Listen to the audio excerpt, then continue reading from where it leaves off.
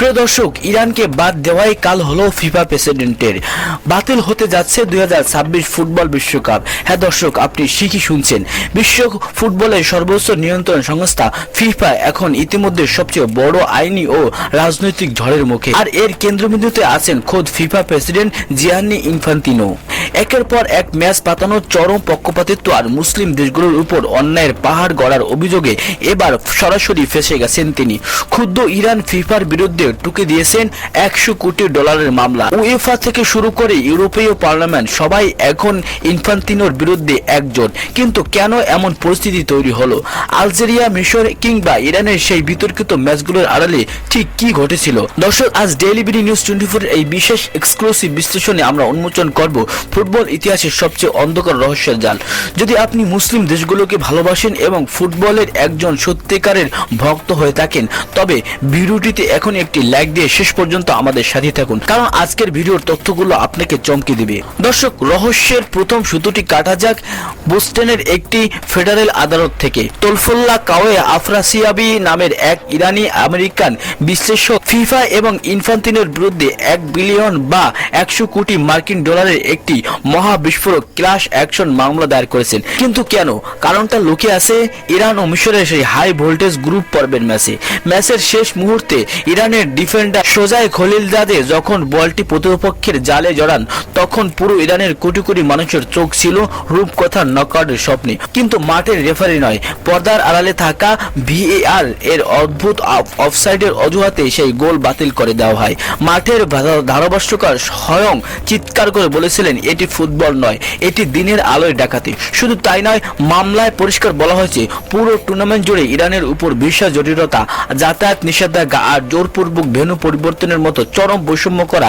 এই অন্যায়ের বিরুদ্ধে গর্জে উঠেছে ইরানের নতুন প্রেসিডেন্ট মাসুদ পেজেশকিয়ান।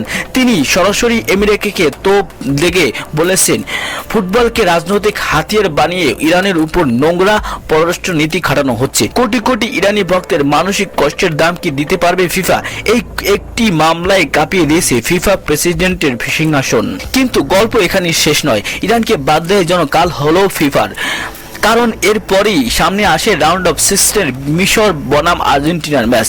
3-2 ব্যবধানে আর্জেন্টিনা জিতল। মাঠের রেফারিং নিয়ে ফিফার কাছে আনুষ্ঠানিক নালিশ টুকে দিয়েছে মিশর ফুটবল অ্যাসোসিয়েশন। মিশরের কোচের বিস্ফোরক দাবি, ফিফা স্রেফ তাদের ব্যবসায়িক স্বার্থে স্পন্সরদের খুশি রাখতে আর লিওনেল মেসিকে টুর্নামেন্টে টিকিয়ে রাখতে মিশরকে অন্যায়ভাবে হারিয়েছে।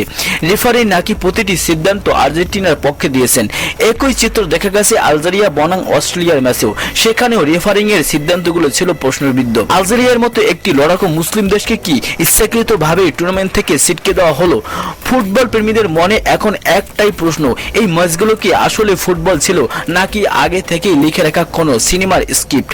সোশ্যাল মিডিয়া থেকে শুরু করে ফুটবল দুনিয়া এখন একটাই গুঞ্জন, মিশর, আর্জেন্টিনা, আলজেরিয়া, অস্ট্রেলিয়া আর ইরানের ম্যাচগুলো যেন পক্ষপাতিত্বের এক একটা পাহাড়। দর্শক, এবার আসা যাক সেই সবচেয়ে বড় বোমায়, যা ফিফা প্রেসিডেন্টকে পুরোপুরি কোণঠাসা করে ফেলেছে।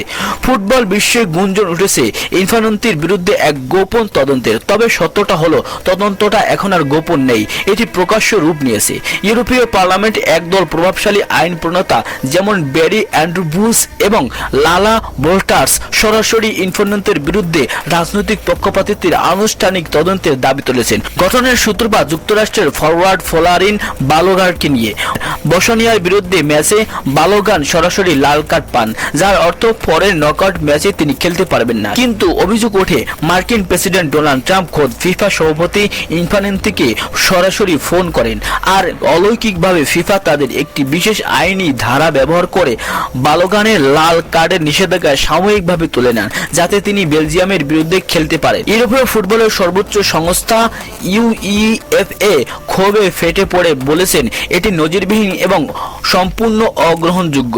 মানবাধিকার সংস্থা ফায়ার স্কোয়াড ইতিমধ্যে আন্তর্জাতিক অলিম্পিক কমিটির কাছে ইনফান্তিনোর বিরুদ্ধে রাজনৈতিক নিরপেক্ষতা ভঙ্গের দায়ে বিচার চেয়েছেন।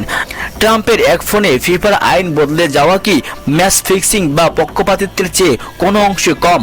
দর্শক, ইতিহাসের সবচেয়ে বড় প্রশ্ন, যদি এই তদন্তে ইনফান্তিনো দোষী প্রমাণিত হন, তবে কি আসলেই 2026 বিশ্বকাপ বাতিল হয়ে যাবে? আইন বিশেষজ্ঞরা বলছেন, টুর্নামেন্টের মাঝপথে পুরো বিশ্বকাপ বাতিল করা ফিফার বিশাল বাণিজ্য বাণিজ্যিক চুক্তি আর স্পন্সরশিপের কারণে প্রায় অসম্ভব। তবে যদি প্রমাণিত হয় যে মার্কিন যুক্তরাষ্ট্র বা ডোনাল্ড ট্রাম্পের হস্তক্ষেপে বিশ্বকাপের ম্যাচগুলোর ফলাফল প্রভাবিত হয়েছে, তবে ফিফা প্রেসিডেন্টের শুধু পদে হারাতে হবে না, বরং তাকে যেতে হতে পারে জেলেও।